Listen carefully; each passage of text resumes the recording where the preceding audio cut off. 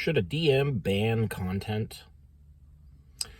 Actually, you could expand this out to cover not just Dungeons and Dragons. So should a GM ban content for their game? I'm not going to say a blanket no. It's too broad of a topic with too many reasons. I've got this like soft filter stuff going around because my camera's all smudgy. There's too many reasons why someone might ban content, and some of those are good reasons. I think there are ways to go about it which are more palatable than others, and there are ways to go about it that are more player-friendly than others.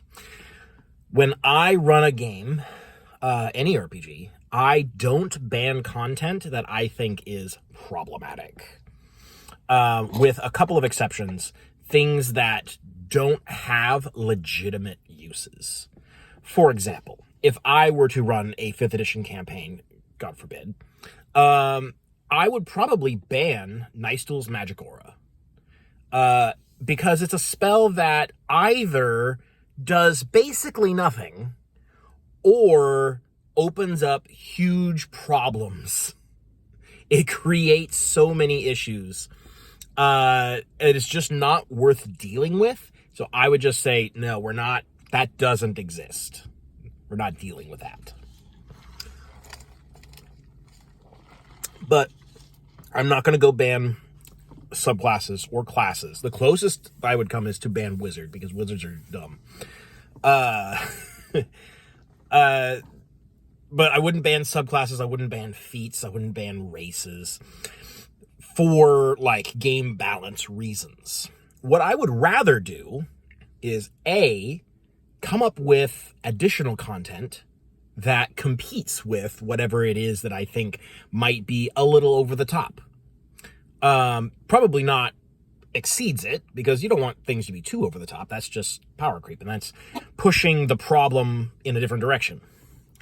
But something to say, like, you could take this standard overpowered thing, or you could take this other thing that no one else has ever done before. Then you're going to see a little bit of variety in the game. So you could do that. And what I would also do, like, and this is like a factor in why I don't run 5th edition games.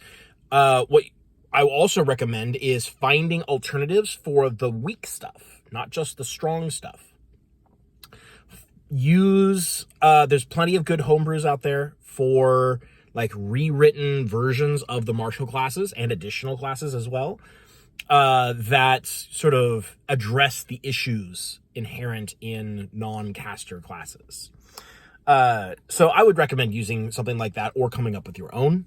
Expand the list of options and don't limit them, because limiting options and banning things like, oh, that's too powerful, you can't do that, that feels bad.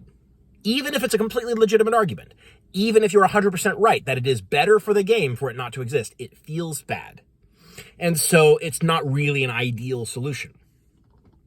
But also, before I get into the also, a better way to do it is to say, well, let me develop and improve upon the list of possible options, so that the big overpowered thing is not so obvious, or that the underpowered thing, we're going to replace that with this thing that is clearly better, but thematically the same. So yeah, you could play a fighter, and yeah, sure, you could play the Player's Handbook fighter if you want, but why not play this other, like Targon's heroic fighter, just off the top of my head, or something from Firefox, or was it Foxtail Foundries, not Firefox, Foxtail Foundries. It's got tons of homebrews that sort of address the fundamental issues with some of these classes. Like, give them a choice to play the character archetype that they like in a way that is actually like meant to interact with the game. Also, getting back to the also, a better way to go about content management is not for the DM to say, I don't think that is going to be good for the game, we're going to ban that, and we're going to ban that, and we're going to ban that. This is my list of approved content. Go nuts with that list. Instead of doing that, I would argue that it is better for the DM or GM and the players to get together as part of session 0 and discuss what it is you want about the game, or what it is you expect from the game, what it is you're trying to achieve, and also discuss allowed content. And this is not an opportunity for the DM to just tell the players what is or is not allowed, but to have a discussion on what kind of content everyone's going to be using and why. And if there's disagreement, hash out that disagreement at that time. The way that I see it, when I run a game, it is not just my game. There is 4 or 5 other players at the table and it's just as legitimately their game as it is mine. So it is not my job to tell them how the game is going to be played, how they're going to have fun, any of that. It's not my job. And it's not going to work if I approach the game that way. I'm here as part of a collaborative effort with them to have fun together. And so we need to come to some sort of agreement. We need to communicate. I can't emphasize enough, and this goes into my whole thing on like player transparency and communication. Communication is so important. The more time I spend playing RPGs, the more I realize that gaps in communication are 95% or more of all problems in RPGs. Gaps in communication. That might be an exaggeration. Let's say 75%, 3/4 of problems in a campaign is a lack of communication. The DM not communicating with the players not communicating with the DM, the players not communicating with each other. There's often a lack of communication about expectations, a lack of communication about what is or is not acceptable. And I think addressing that immediately at session 0, before the campaign even starts, before any characters are made, that's incredibly important. So as a general thing, I don't like banning content on the basis of like power. There's some content, particularly in 5th edition, that should be banned for the problems that it creates. Like, it's only there to create problems. And sometimes you consider it a ban, and sometimes it's considered an approved list. Like, if you're taking one item out of the list, that's a ban.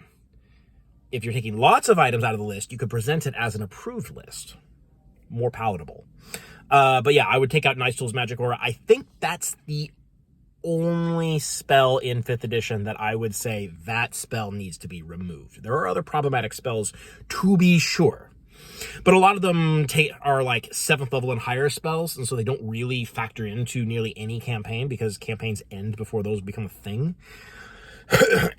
But a lot of those are problematic. Actually, 7th level spells tend to be issues. They aren't really designed with like coherency of campaign in mind. So there is a reason why I would say removal of content is totally acceptable. And this is it. When I run my campaigns, I run in 4th edition. And I run in my own setting. I have a homebrew setting that I've been working on since I was like 10 or 12.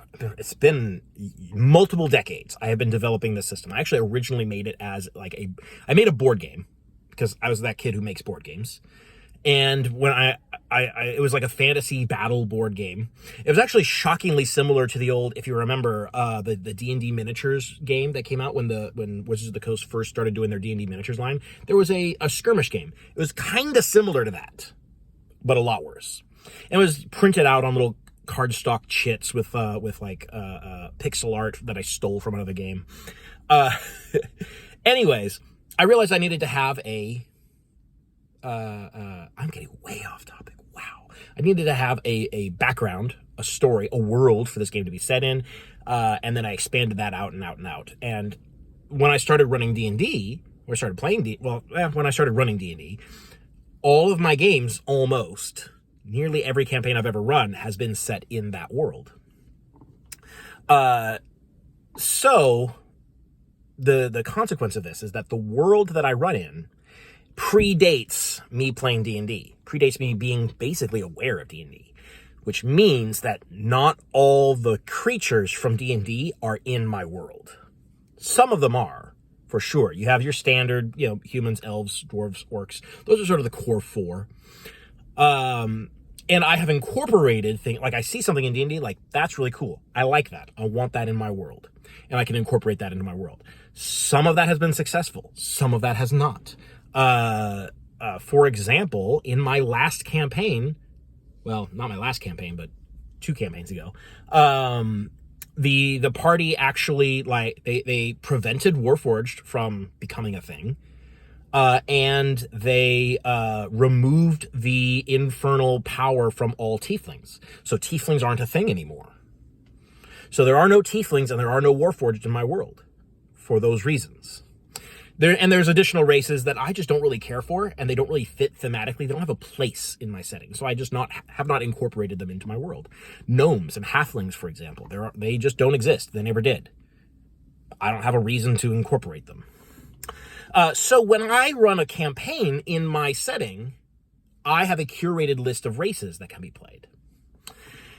Now, if someone came up to me and was like, I really want to play a Shardmind, which is like a crystalline construct race from the third player's handbook. I have never considered putting Shardminds in my campaign. To this day, I probably won't. But someone's like, I really want to play a Shardmind. I'm like, okay, well, narratively, you can't because they don't exist. But if you want the mechanics of the Shardmind, you can do that, and we will flavor it as something else.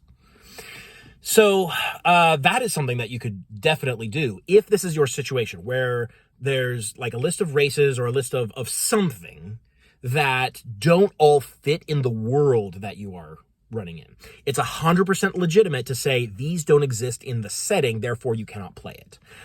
But I would encourage you to look for ways to incorporate it mechanically if it's part of the player's vision for their character. You can reflavor things. Flavor, as they say, is free. Sometimes.